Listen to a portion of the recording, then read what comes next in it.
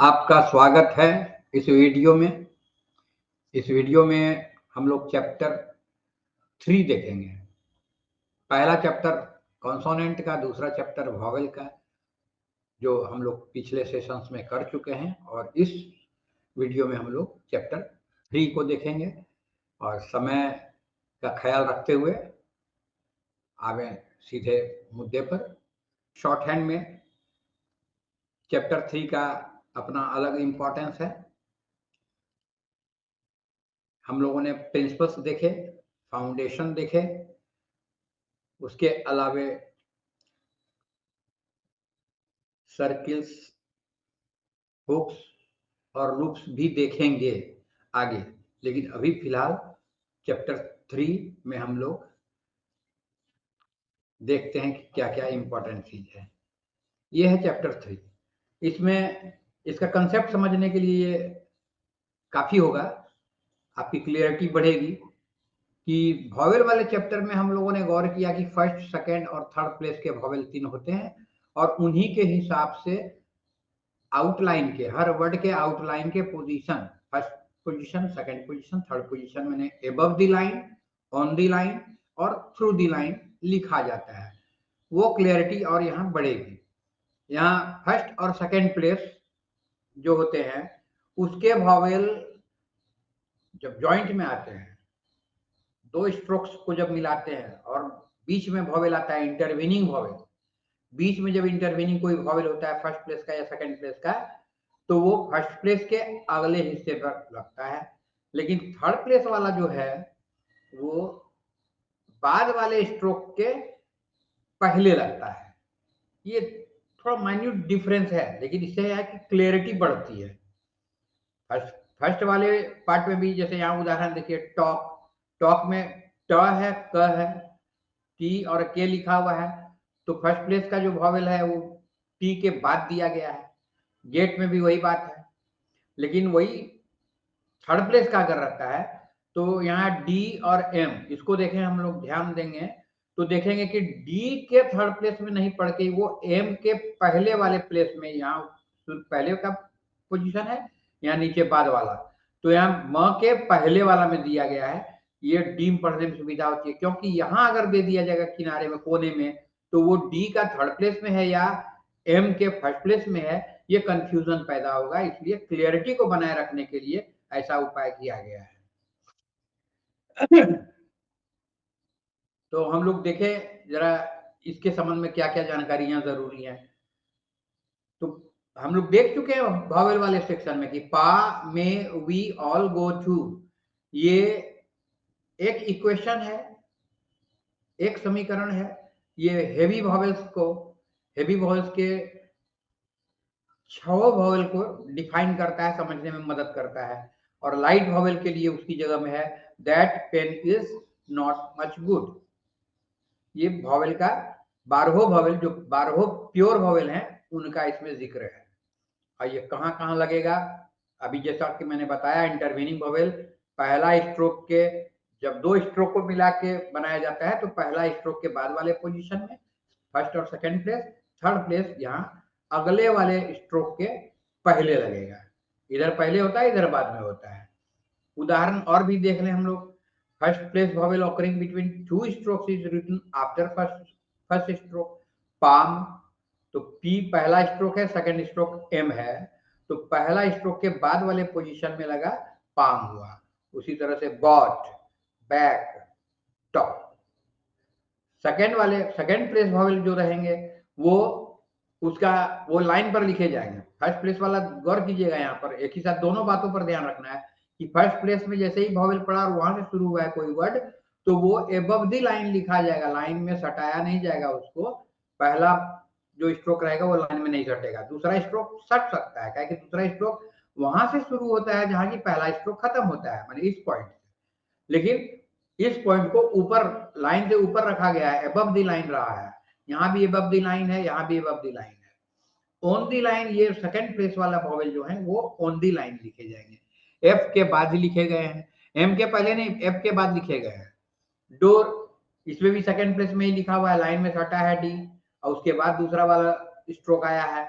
और डी में जो ओ लगा हुआ है वो बीच में है, सेकंड प्लेस में है। तो सेकंड प्लेस में है, सेकंड पोजीशन में लिखा गया है। ये चारों सेकंड पोजीशन में लिखा गया है। यहाँ थर्ड पोजीशन वाला है। फर्स्ट पोजीशन भी आप देख रहे हैं एक साथ, सेकंड पोजीशन में देख रहे हैं, थर्ड पोजीशन में देख रहे हैं। गौर करने की बात है, यहाँ अबव द लाइन लिखा गया है, यहाँ ऑन द लाइन लिखा गया है, और यहाँ थ्रू द लाइन लिखा गया है। इस बात को हम लोग ध्यान में रखेंगे। प्रैक्टिस करते करते ये अभ्यास हो जाता है, फिर दिक्कत नहीं होती। कुछ कंपाउंड वर्ड्स ऐसे होते हैं जहां की ऊपर वाले नियम का एक्सेप्शन हो जाता है।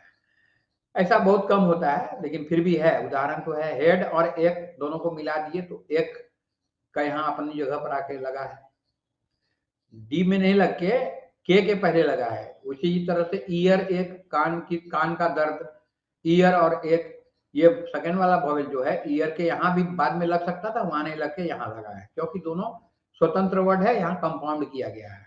पोजीशन राइटिंग एक बहुत ही इंपॉर्टेंट, पोजीशन राइटिंग के बारे में यहाँ इसलिए बताया गया है कि वॉवेल चैप्टर के बाद पोजीशन को याद रखना और उसकी प्रैक्टिस करना आवश्यक है, वरना हर आउटलाइन को सेकंड प्लेस में ही लोग लिखना शुरू कर देते हैं, जिससे परेशानी होती है एक्यूरेसी में। आगे आने वाले चैप्टर्स में इस बात का ध्यान नहीं रखने से एक आदत सी बन जाती है कि first place, second place, third place को कुछ स्टूडेंट्स भुला देते हैं।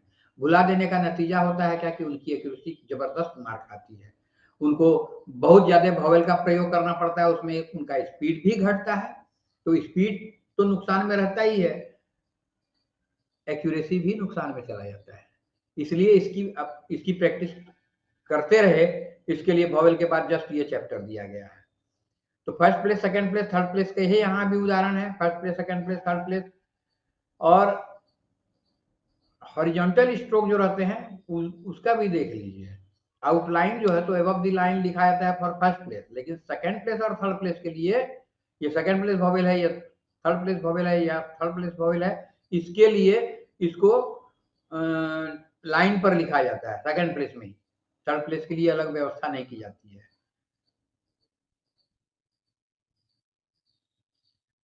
अब यहाँ चर्चा जरूरी है, जो आगे हम लोग को काम देंगे। ग्रेमलोक्स, इसका जिक्र इसके पहले नहीं आया था। ग्रेमलोक्स का माने क्या होता है? Letter logos. लेटर, ग्रामा माने लेटर, लोगोस माने वर्ड। तो एक ही लेटर से एक वर्ड बना देना, मान लेना। ग्रामलोग को इसलिए शॉर्ट फॉर्म्स भी कहा जाता है। ये उन शब्दों का बनाया जाता है जिसकी बहुत ज्यादा दफा फ्रीक्वेंसी बहुत हाई रहती है, उन्हीं शब्दों के लिए। ये सिंगल साइन रहता है, लेकिन उसका एक खास अर्थ रहता है, और ऐसे साइन को हम लोग लोगोग्राम कहते हैं, यानी वर्ड लेटर्स। वो एक पूरा वर्ड बतला रहा है, वो एक लेटर। ये साइन एबव द लाइन भी लिखे जाते हैं, ऑन द लाइन भी लिखे जाते हैं, और थ्रू द लाइन भी लिखे जाते हैं। तो ग्रामलोग की स्पीड, ग्रामलोग जो हैं तो वो शॉर्ट हैंड के स्पीड को, लिखने के आपके स्पीड को ड्रामेटिकली इंक्रीज कर देता है, बहुत बढ़ा देता है।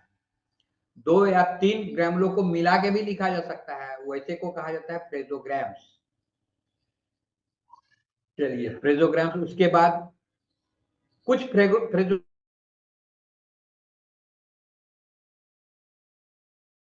ग्रामलोग कहिए, वो हर चैप्टर में कुछ कुछ थोड़ा थोड़ा करके दिया गया है। कुल 204 ग्रामलोक्स हैं, और इन 204 ग्रामलोक्स को कहीं एक जगह लिस्ट तो किया गया है, लेकिन हर चैप्टर में थोड़ा थोड़ा 8, 10, 12 इस संख्या में थोड़ा थोड़ा करके अभ्यास कराया गया है। एक्सरसाइजेस जब बनाते हैं उसमें इनका प्रयोग किया जाता है, और उस प्रयोग को करते करते, प्रैक्टिकल आइडिया लेते लेते, प्रैक्टिकली सीखते सीखते हम लोग ग्रामलोक सबको समझ लेते हैं, कंठस्थ हो जाता है, और ग्रामलोक में इतना अच्छा स्पीड हो जाता है अगर रोज प्रैक्टिस करते हैं तो, कि उन ग्रामलोक्स को लिखने में इन नो टाइम लिखा जाता है। माने किसी भी स्पीड में लिखाया जाएगा, 80 में लिखाइए, 100 में लिखाइए, 120 में लिखाइए, ग्रामलोक वाला पोर्शन जो है वो फट से लिखा जाता है, उसमें कोई डाउट नहीं रहता है। तो ये स्पीड को बढ़ाने में जबरदस्त मदद करता है। 2 ग्रामलोक को मिला के भी जो फ्रेजेस बनते हैं, जैसे of the, to the, at the, for the, by the, इसमें दी के लिए सिर्फ एक टिक का प्रयोग किया गया है, और उसी से दी हो जाता है। ग्रामलोक के अलावे भी कुछ और जानने की विशेष बात है जो शुरू के ही चैप्टर्स में दिया जा रहा है, कॉन्सोनेंट वॉवेल के बाद जो ये चैप्टर है इसका इंपॉर्टेंस इस बात में भी है कि इसमें पंक्चुएशन भी बताया गया है, ग्रामर भी बताया गया है। तो पंक्चुएशन में जैसे हम लोग पंक्चुएशन इंग्लिश में लिखते हैं, करते हैं, हिंदी में भी करते हैं, लगभग उसी तरह का थोड़ा सा अंतर है। ये है डैश, ये है फुल स्टॉप या पूर्ण विराम, ये है क्वेश्चन मार्क, ये नीचे क्रॉस जो देख रहे हैं ये क्रॉस ही बतलाता है कि ये शॉर्ट हैंड का है। यहाँ पर इंडिकेशन ऐसा दिया जाता है कि इसका माना है कि जिस वर्ड के नीचे ये डाल देंगे डबल इनिशियल, वो वर्ड कैपिटल लेटर से शुरू होगा। किसी का भी नाम वगैरह रहता है तो ऐसा साइन दिया जाता है। ये कॉमा, कॉमा तो कॉमन है, ब्रैकेट, ब्रैकेट को क्रॉस कर दिया गया है क्योंकि ऐसे ब्रैकेट को लिखेंगे तो कुछ दूसरा वर्ड बन जाएगा शॉर्टकट का, इसलिए इसको काट दिया जाता है। पैराग्राफ के लिए ये सिंबल यूज होता है। कोलोन के लिए तो जैसे वहां है वैसे यहाँ भी है, और सेमी कोलोन के लिए भी वही साइन अपनाया गया है।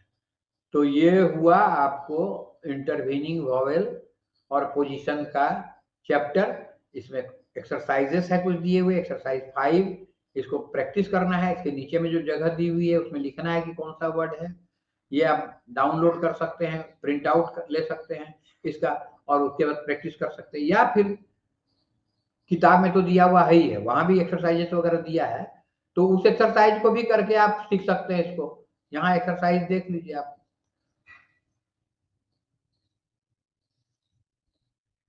ये एक्सरसाइज 8, इसमें कुछ करने का नहीं है, इसमें रीड एंड कॉपी, सिर्फ पढ़िए, इसको स्पीड में पढ़िए और इसको देख देख के कॉपी कीजिए ताकि क्लियरिटी आपकी बढ़े उससे।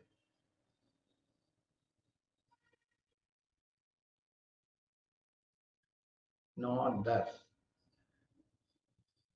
बताया गया है ग्रामर के बारे में, यहाँ भी कुछ बताया गया है कि फ्रीक्वेंटली ऑकरिंग वर्ड्स, या ऐसे भी इसको समझ सकते हैं कि जो इंग्लिश के कोर वर्ड्स हैं उसमें जो सबसे ज्यादा मोस्ट फ्रीक्वेंटली यूज किए जाते हैं उन्हीं वर्ड्स को ग्रामर में शामिल किया गया है ताकि उससे सुविधा बनी रहे, लिखने में गति तेज रहे। ये ग्रामर से यहाँ आ गया, कितने दिए हुए हैं, 2 3 4 2 6 2 8 3 11 12 13 14 15 16 ग्रामर यहाँ दिए हुए हैं। उसके बाद ये अगर ग्रामर को आप प्रैक्टिस कर लेते हैं तो इसको पढ़ने में कोई असुविधा नहीं होगी।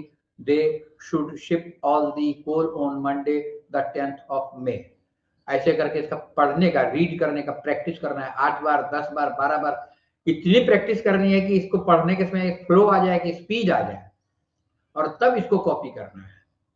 तब इसको कॉपी करना है, कॉपी 4 बार 5 बार, जब तक कि आपको संतोष नहीं हो जाए उतना दफा कॉपी भी कर लेना है और ट्रांसक्राइब करना है।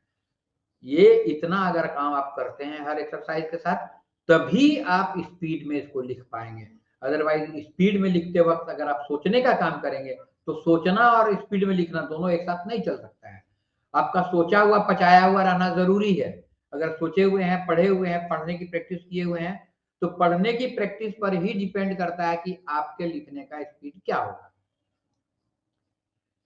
उसी में आगे का एक्सरसाइज है ये, और यहाँ पर सबको समराइज कर दिया गया है चैप्टर 3 के लास्ट में।